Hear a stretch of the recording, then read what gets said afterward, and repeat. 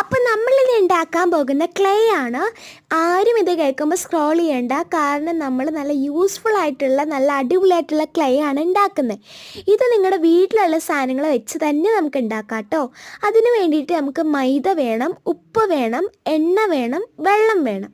ആദ്യമേ തന്നെ നിങ്ങൾക്ക് എത്ര ക്വാണ്ടിറ്റി ക്ലേ ആണ് വേണ്ടത് അത്ര മൈദ അതിലേക്ക് ആഡ് ചെയ്ത് കൊടുക്കാം.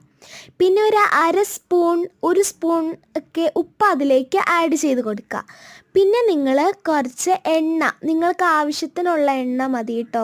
അതായത് 1 സ്പൂൺ 2 സ്പൂൺ 1 സ്പൂൺ ഒക്കെ മതി.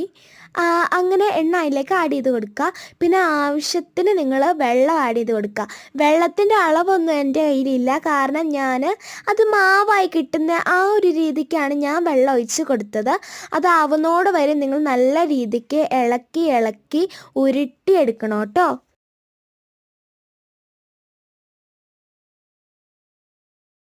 ഇപ്പം തന്നെ കണ്ടില്ലേ, നല്ല സോഫ്റ്റ് ആയിട്ടുള്ള ക്ലേ ആയിട്ട് വന്നിട്ടുണ്ട്.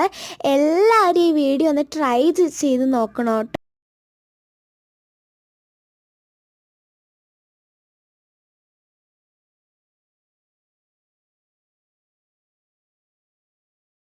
ഇപ്പോൾ ഈ ക്ലേ കട്ടിയായി പോവാമെന്ന് നിങ്ങൾ വിചാരിച്ചോ? ഇപ്പോൾ ഈ നല്ല എത്ര വർഷം വേണമെങ്കിലും നിന്നോളും. നിങ്ങൾ നല്ല എയർ ടൈറ്റ് ആയിട്ടുള്ള ഒരു കണ്ടെയ്നറിൽ ഇട്ട് വെക്കുവാണെങ്കിൽ, എയർ ടൈറ്റ് ആയിട്ടുള്ള കണ്ടെയ്നർ ഇട്ട് വെച്ചില്ലെങ്കിലും കുഴപ്പമില്ല, പുറത്ത് വെച്ചാലും കുഴപ്പമില്ല. കാരണം ഇത് ഇപ്പോൾ കട്ടിയാവാന്ന് വെച്ചോ, നിങ്ങൾ കുറച്ച് വെള്ളം അതിലേക്ക് ആഡ് ചെയ്യുവാണെങ്കിൽ ആ കട്ടി അങ്ങ് പോകും കേട്ടോ.